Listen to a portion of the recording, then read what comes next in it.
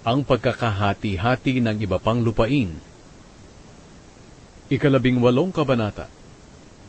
Nang matapos nilang sakupin ang lupain, nagtipon ang buong mamamayan ng Israelita sa Shilo at nagtayo ng toldang tipanan. May 7 pang lahi ng mga Israelita na hindi pa napapartihan ng lupa. Kaya sinabi ni Josue sa mga Israelita, "Kailan nyo pa ba sasakupin ang natirang lupain na ibinigay sa inyo ng Panginoon, ang Diyos ng mga ninuno nyo? Pumili kayo ng 3 tao sa bawat lahi. Papupuntahin ko sila para suriin ang natirang lupain. Pagkatapos babalik sila sa akin na may dalang mapa na ginawa nila, na nagpapakita kung papaano hahatiin ang lupaing iyon.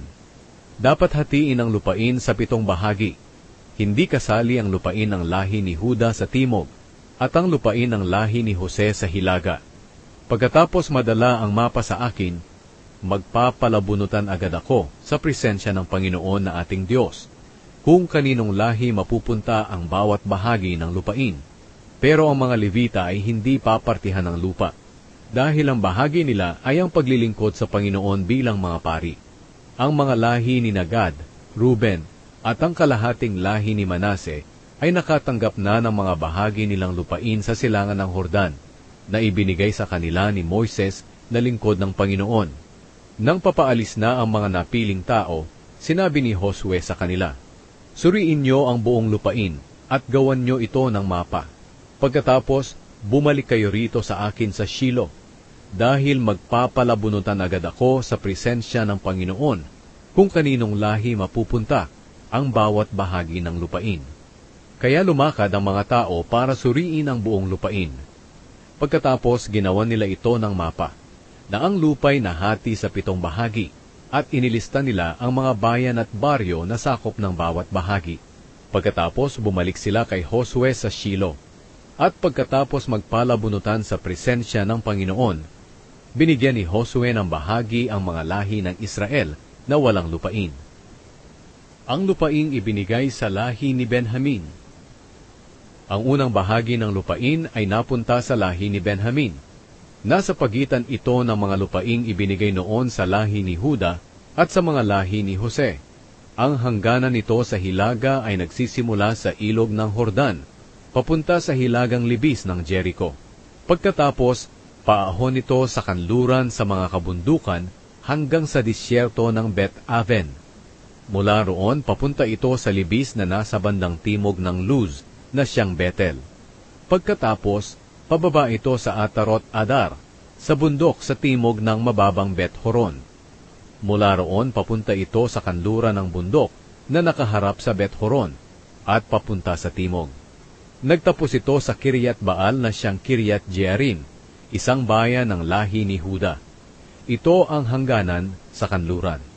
Ang hangganan sa timog ay magmumula sa hangganan ng Kiryat Jearim. Mula roon, papunta ito sa kanluran sa mga bukal ng Neftoa.